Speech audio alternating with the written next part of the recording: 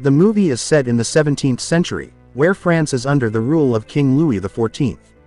The city of Paris is in a state of turmoil as most of the population is either starving or sent to war. This has caused a huge uproar in the city and riots are in full swing. However, instead of fulfilling their demands, the king locks the rioters in dilapidated prisons, where they are left to die a slow and painful death. Among them is an unknown man, who is known by the nickname, the Man in the Iron Mask. In the next scene, the leader of the Royal Musketeers group, D'Artagnan inspects the city on his horse. Unfortunately, he is quickly pelted with rocks as he works for the king. Turns out that there were 4 popular musketeers in the past, but only D'Artagnan remains loyal to the king now.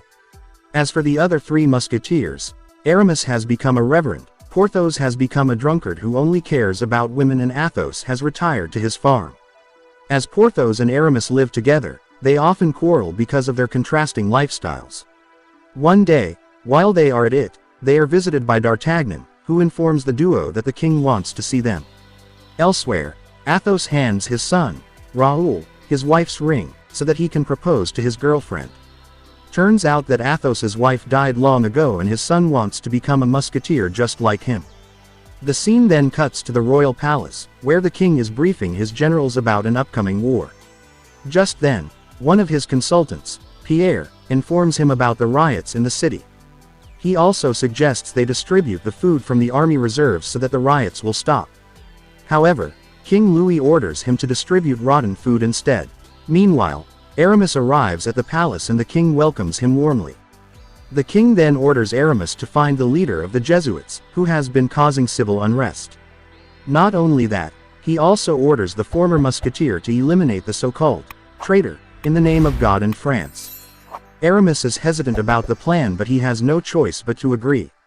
Meanwhile, a special occasion is about to take place inside the palace and several people have arrived to be a part of it. Among the crowd, Raoul is with his girlfriend, Christine. As the duo is walking, the king spots Christine from afar and gets smitten by her instantly. He then organizes a game and separates Raoul from her girlfriend, just as he is about to propose. As everyone is busy with the game, the king draws Christine near his palace and tries getting close to her. However, Christine lets him know that she is faithful to Raoul. Despite this, the king attempts to kiss her, but just then, they are distracted by D'Artagnan, who has been watching them closely from nearby. Suddenly, a Jesuit spy comes running to assassinate King Louis, but D'Artagnan manages to eliminate him with his insane sword throw. The king is taken aback by the incident while Raoul quickly takes Christine away. That night, D'Artagnan finds out that Raoul has withdrawn his application from the Royal Musketeer selection. Confused, he visits Athos to find out the truth, but the latter is also oblivious about it. Soon, Raoul arrives dejected, and informs the duo that he couldn't propose to Christine and now he has been drafted for war against the Dutch. This enrages Athos, who suspects the greedy king of sending away his son, so that he can have Christine all by himself. D'Artagnan also feels sorry for the young man and assures Athos that he will speak to the king. In the next scene, a horde of rioters attack the palace for distributing rotten food. As things get out of control, the musketeers get ready to fire at the rioters. However, D'Artagnan stops them from doing so and confronts the angry mob all alone. He then flexes some of his sword moves and gains the crowd's trust. After this, he vows to everyone that he will get them food soon, and hearing this, everyone disperses in an orderly manner. Later, he enters a secret passage inside the palace and informs the king that fresh food has to be delivered to the mob. D'Artagnan also asks the king about his intentions with Christine, but the latter becomes unruly and replies that he can do whatever he pleases, since he is the king. Elsewhere, Raoul and his group are preparing to invade the enemy's territory. But before advancing, he hands over a letter to another general, requesting him to deliver it to the royal palace. Soon, he leads the charge, but unfortunately, a duct cannon explodes near him, killing him instantly. The news of his death quickly reaches Christine and his father, and both of them break down in tears. However, Athos develops a rage for vengeance, and he heads to the palace to confront the king. On reaching, he takes down several musketeers alone, but D'Artagnan quickly subdues him. He then pleads with his friend to calm down, so that he doesn't suffer the same fate his son did. Athos agrees to walk away, but he vows to take revenge against the king. Before leaving, he also calls D'Artagnan a traitor for protecting his son's killer. Inside the palace, King Louis arranges a lavish dinner for Christine, but the latter can't put herself together to enjoy the meal as she still mourns her lover's death. However, Louis assures her that all he wants is her happiness. He then takes her to a private room and the duo start making out. Meanwhile, Aramis gathers his old musketeer friends inside the catacombs of Paris and briefs them about his secret mission. He reveals that King Louis has assigned him to track down and eliminate the Jesuit leader, before he can cause any more riots. However, the only problem is that he is the Jesuit leader himself. The revelation stuns his friends, but Athos and Porthos quickly agree to support his plans. On the contrary, D'Artagnan refuses to help them, as he is loyal to the king. Hearing this, Athos bursts in anger, and confronts D'Artagnan that if they ever cross paths again, he will not hesitate to kill. In the next scene, we are taken to the prison of Bastille, where the man in the iron mask is peeking at the open sky, wondering when he'll be out. Meanwhile, the three musketeer friends arrive there on a boat, disguised as foreigners. Aramis pretends to be a priest, and he manages to enter the prisoner's cell to read his monthly prayers. Turns out that he's carrying a corpse, who's wearing an iron mask, similar to that of the prisoner. Aramis then hides the boy inside his body and calls out the guards, telling them that the prisoner died of a plague virus. Scared, the guards immediately burn the corpse, hence leaving no trace behind. Following this, the group carefully escapes the place and reaches a countryside house. There, they clean up the prisoner, and in a shocking turn of events, he is revealed to be King Louis's twin brother, Philippe. Philippe mentions that he used to live peacefully in a farm, but one day, some soldiers forcefully took him away to a prison and confined him to a mask. Later, Aramis finally reveals the truth to him. Turns out that after his mother, Anne, gave birth to the twins, their father, King Louis XIII, decided to discard one son to avoid any territorial conflicts between them. As a result, Philippe was hidden far away in the prison of Bastille. Only on his death day, the king revealed it to his wife and his other son, King Louis XIV.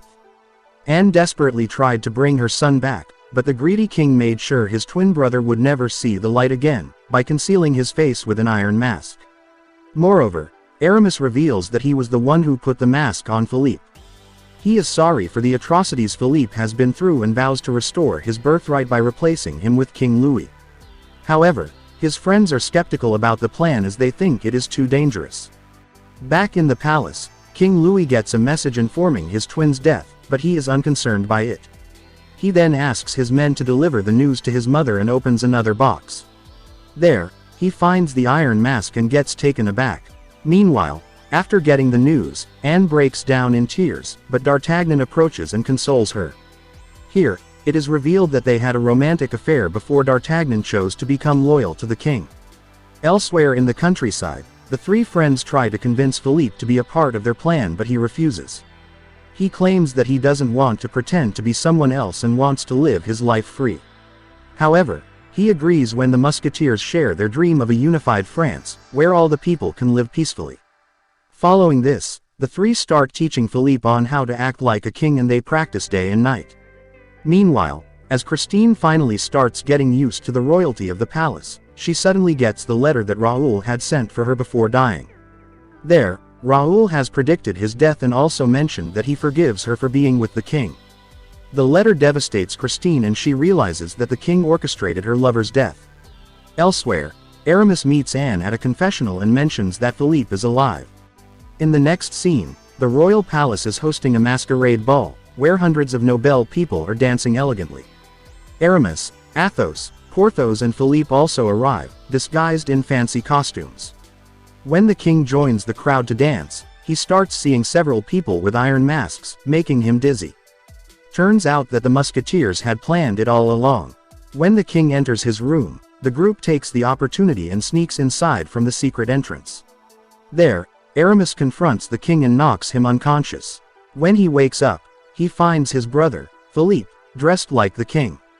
Before he can call for help, he is gagged and covered by Porthos while Philippe nervously leaves the room to confront the crowd. Outside, as Philippe sits on the throne for the first time, Christine suddenly confronts him and calls him a killer. However, instead of apprehending her like Louis normally would, he calms her down by promising to make things right again. This surprises the crowd and D'Artagnan also begins to suspect him. He then orders all the guards to be on high alert and escorts Philippe to the underground dock. Downstairs, the three musketeers along with Louis make their way to the port where their boat awaits. Suddenly, they are spotted by the guards and a lengthy tussle ensues. Despite being outnumbered, the three musketeers show exemplary fighting skills and manage to swat away the bad guys. However, as they are about to escape, the door closes and they are caught by the guards, led by D'Artagnan. The friends have an intense face-off, but just then, Athos uncovers King Louis's face and threatens to kill him. D'Artagnan is shocked by the impostor, and he orders his guards to open the gate. Following this, the two groups trade the boys, and as the musketeers are about to depart with Philippe, the guards again recapture him, forcing Athos, Porthos and Aramis to flee alone. Inside the palace, King Louis stares at Philippe angrily and reveals to D'Artagnan that the boy is not an impostor, but his own brother. Hearing this, D'Artagnan is taken aback. Just then, Anne enters the room and both she and D'Artagnan start begging the king to pardon Philippe. Despite all this, the greedy king orders his men to throw Philippe in the same prison, with the same mask over his face. Later, as D'Artagnan is trying to console Anne, he suddenly hears a scream from the other room. On reaching there, he finds out that Christine has committed the unthinkable. D'Artagnan becomes devastated, but Louis couldn't care less about it. Elsewhere, Philippe is fitted with the iron mask again and the special key is handed over to King Louis. Meanwhile, the three musketeers somehow evade the guards and enter a room, where they find a note left by D'Artagnan. It writes that he has arranged a 10-minute window for them, with the help of which they can save Philippe. At first, the trio assumes it to be a trap, but after much consideration, they conclude that their old friend would never betray them. Hence, they suit up in their famous musketeer costume and head to the said location to save Philippe.